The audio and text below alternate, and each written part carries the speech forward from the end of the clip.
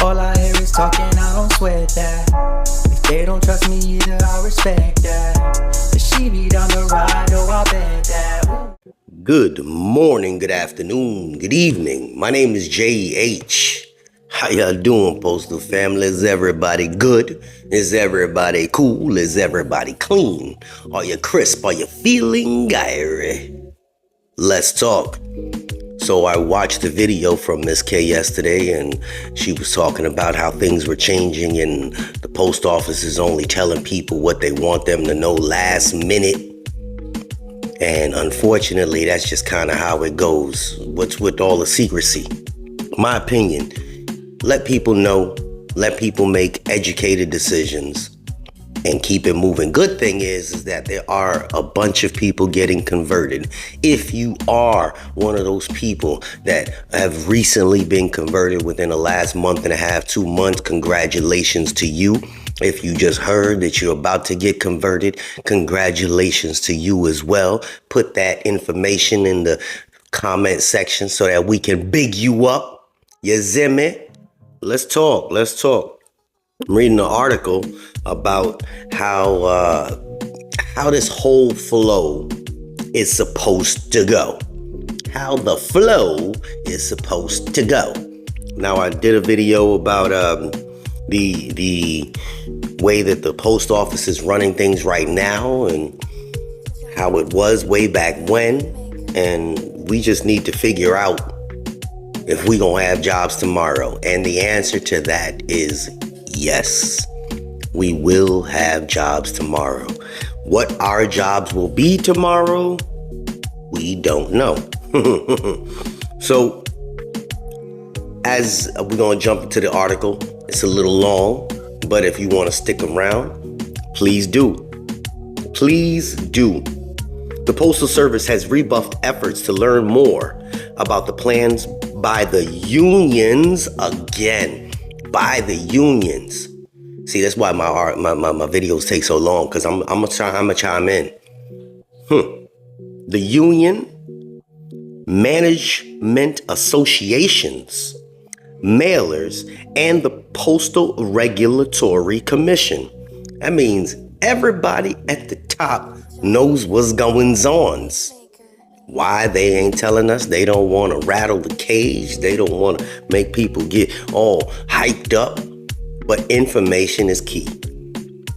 Private companies that contract with the Postal Service, like lessors of the post office buildings, the HCR drivers, highway contracted drivers, who transport the mail, are probably having the same problem. Problem is, ain't nobody telling us nothing. When the Postal Service does design to share information with stakeholders, ain't that something? It's not for public disclosure. This is why, man, if we had the Teamsters, this foolishness, The post office is taking the position, we'll tell you only what we want you to know, and only when we want you to know it. That's how, again, Miss K just had a video and she was talking about how the plant manager told everybody 1 month beforehand. 1 month beforehand that we were changing and that we were bringing robots in, that we're going to be losing a couple bids. Just 1 month. How do you, like, if I'm set in a bid and I'm set in my ways, and then all of a sudden you just come in and just talk about, oh yeah, by the way, next month, what? I idiot thing not trust with. Many of the main questions about the plan consequently remained unanswered. These are the questions. Which facilities will be impacted in what ways and according to what schedule? We still trying to put the pieces of the puzzle together, baby. And that's why this community means so much, because you guys give some information of what's going on at your place. Other people watch at your place, and then they read the comments and you guys chat back and forth. It's great. Which post offices will lose their carriers to an S&DC, sorting and distribution center? And which stations and branches will be consolidated? Consolidated means, pushed together. How many jobs will be eliminated and how many employees will be accessed and at which facilities? How many jobs? There are job cuts. You're not going to lose your job, but there are going to be job cuts. Just like I said, you just won't have a job at the specific job you're doing. Accessed, meaning you may have to go to a different facility. And where? I'm getting rumors that we have a facility down in and we're trying to figure out when this place is going to go. How many more delivery routes will be required due to the longer drive from the SNDCs to the carrier routes? Sorting and distribution centers. So basically the same kind of concept when you have an Amazon that's in one local facility or one local center, and those guys drive anywhere up to, I'm guessing anywhere between I think it's up to 30 miles from that specific center point. How much will the Postal Service spend on repurposing processing facilities and building new ones? I don't care how much they spend, honestly. Why has the Postal Service not conducted any of the required public-facing studies before moving ahead with facility consolidations? Meaning, why they ain't talking to people? That's basically what that means. Why does the Postmaster General believe that simply sharing details about the plan through the PRCs and public inquiry will put the plan in jeopardy? He's saying that if I tell you guys what's going on, it's going to put my plan in jeopardy. You know why? Because he realizes that somebody's going to fight. Somebody is going to say, yo, no. And if you put too much information there, then he's going to feel like he's getting too much pushback, which is what he should be doing because the people way up top know what's going on. That's the union presidents on the national level. The future flow. The main elements of the new network are regional processing and distribution centers, RPDCs. Local processing centers, LPCs, sorting and delivery centers, SNDCs, and delivery units at post offices. Mail packages sent from a post office will be transported upstream to the nearest SNDC or RPDC. They're similar. Depending on the destination, the item will then go to the recipient. A delivery unit in the area served by the SNDC or the RPDC and then downstream to an SNDC or another delivery unit.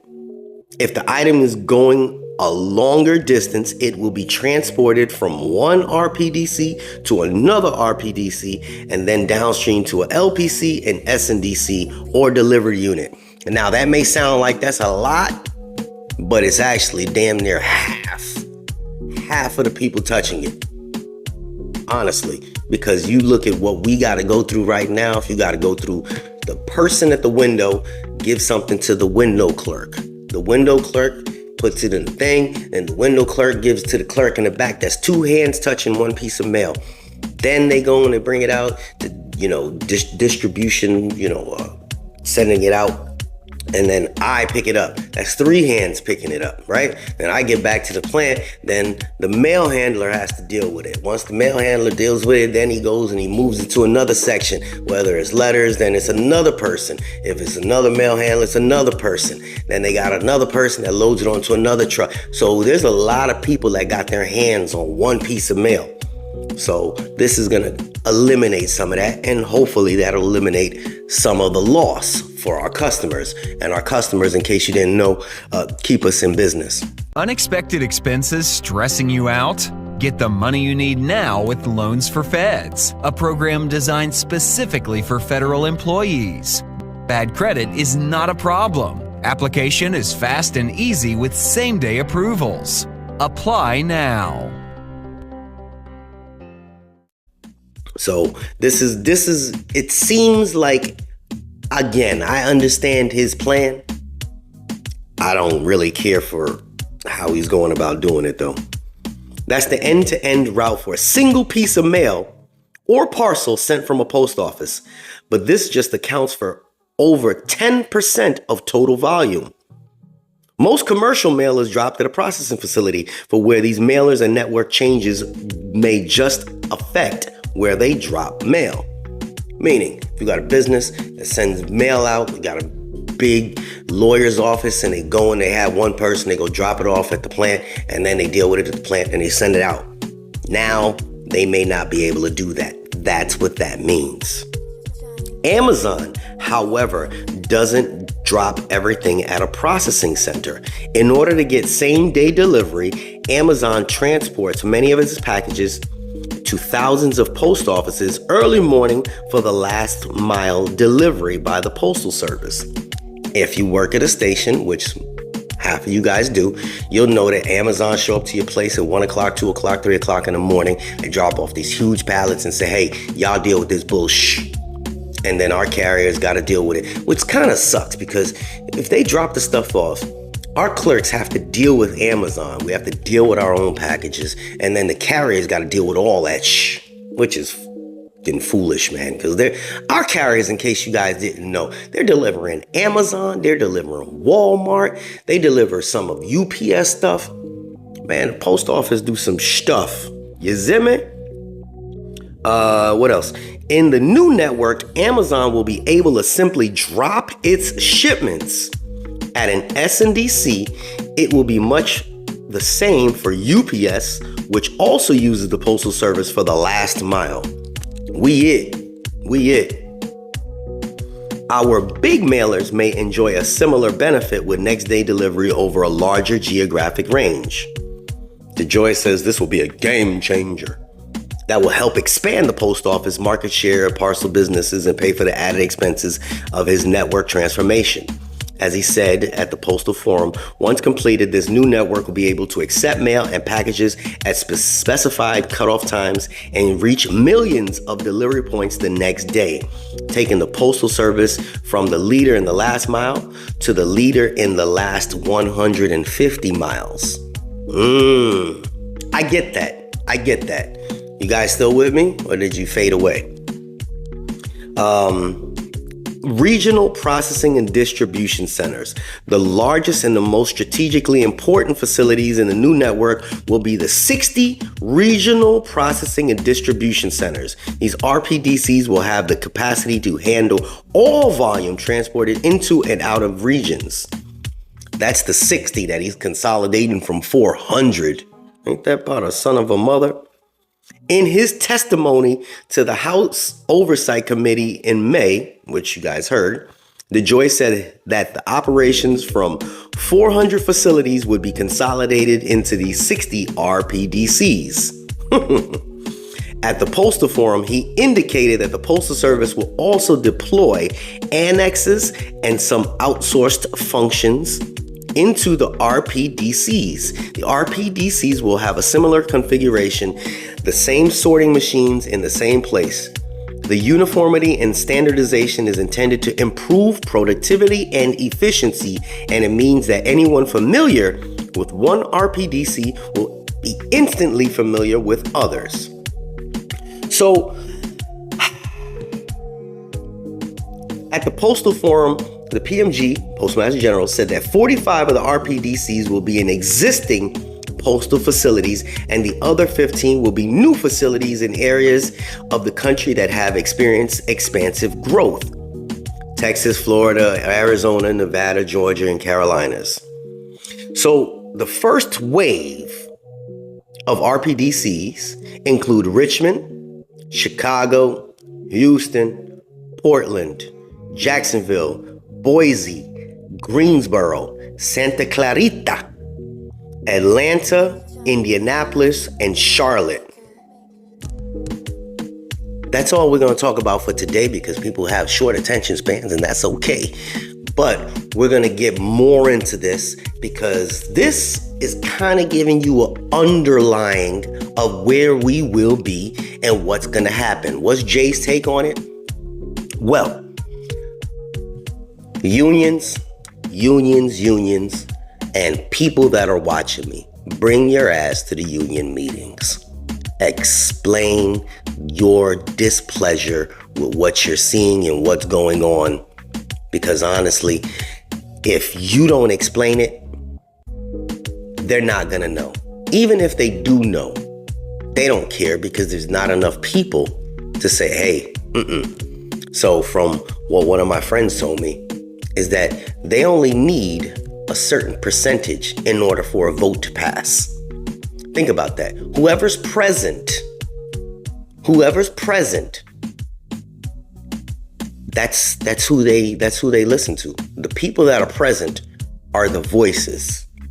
So if the only people that are present at the union meeting are people that you believe are kiss asses or worthless, well, those are the ones making your decisions. So we can't blame anybody but ourselves.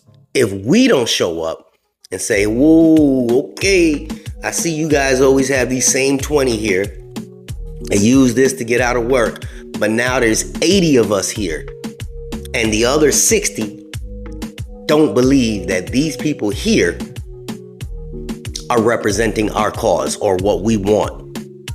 So I don't usually push showing up to the unions, but you know what? It makes sense. It makes sense because if we're demanding answers and we believe that the top has answers, then go to the union meetings and make sure that your voices are heard. If they're doing it over Zoom, hey, make sure that you're in the Zoom meeting. If you're saying that it's too far away from you, because I read that in one of the comments, then you need to express your displeasure with your local steward and tell them, hey, that thing is like 40 minutes away, man. I can't just drive there in the middle. No. We gotta come to a neutral ground. All right, you gotta have your union meeting in the lunchroom at the Postal, wherever. But that's not acceptable. Yes, you guys have a hall over there, but we can't do that. And we need to make some adjustments. Let our voices be heard. You know who does that? The Teamsters. The ones that represent UPS, our brothers in brown. We can take a page out of their book and maybe make some things change. But that's just one part of this message about how things are working or how things will be working in the near future.